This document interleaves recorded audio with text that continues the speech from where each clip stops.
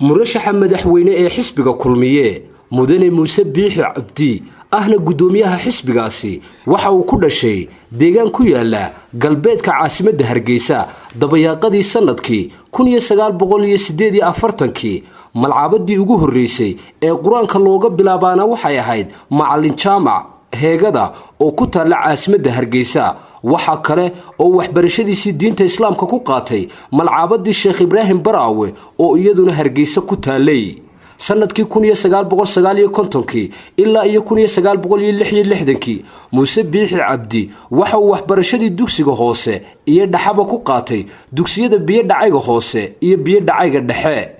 1966 ilaa 1970 muuse waxa uu waxbarashadiisii sare ku qaatay dugsigii sare ee Amuud ee magaalada Boorama ee xarunta gobolka Awdal 1970 ilaa 1973 waxa uu shahaadadiisii koowaad ee digriga ku bartay cilmiga ciidamada cirka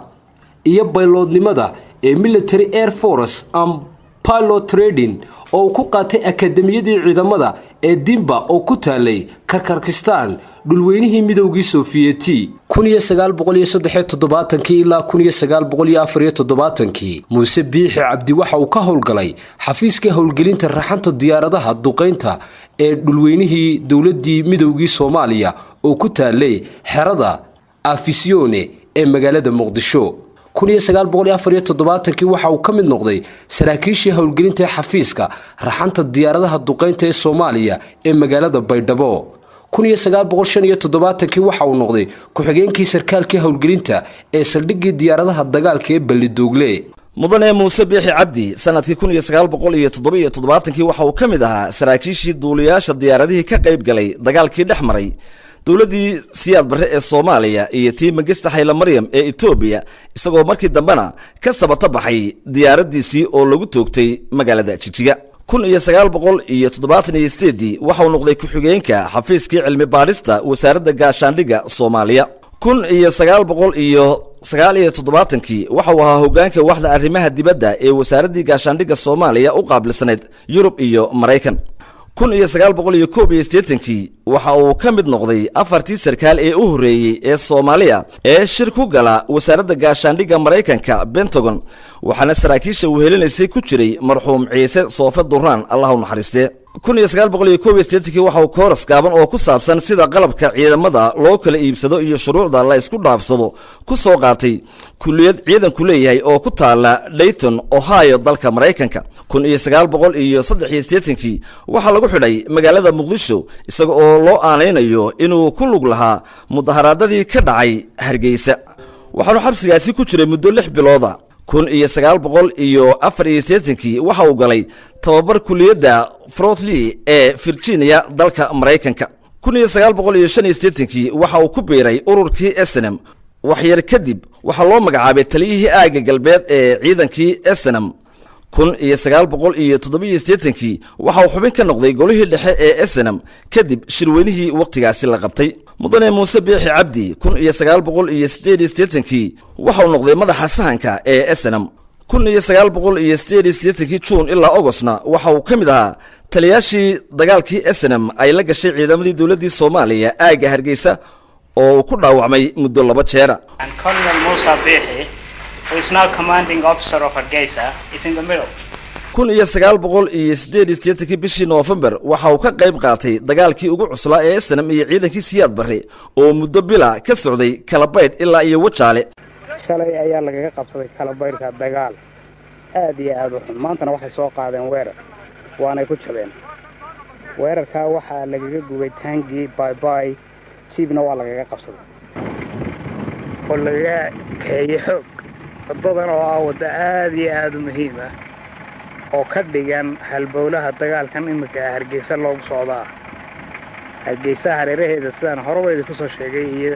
gudaheeda SNMtu kama badnaa oo way joogaan hase yeeshee waxa la doonayaa in la dabarjabiyo oo aanay dhaqdhaqaaq dambe yeelan ciidamada faqashto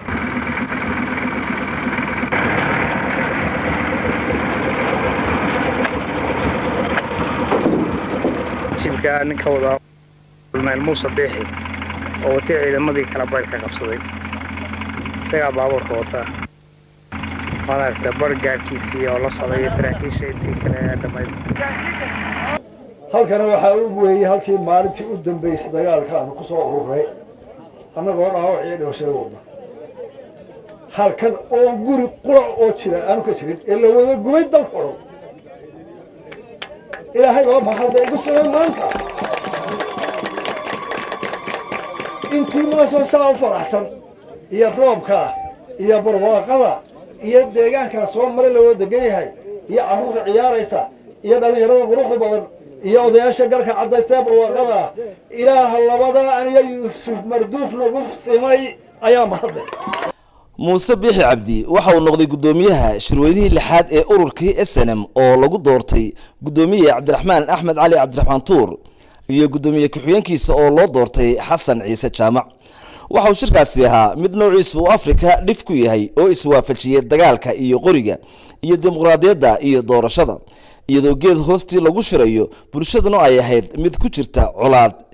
hubkuna uu ahaa mid qof kasta gacanta ugu jira waxa uu gudoomiye u noqday kooxdii u garqaadaysay shirweynahaasi iyo dhinacyada ka soo qayb galay oo lagu qancinayay cid kasta shirweynihii lixaad ee SNM shirweynu ahaa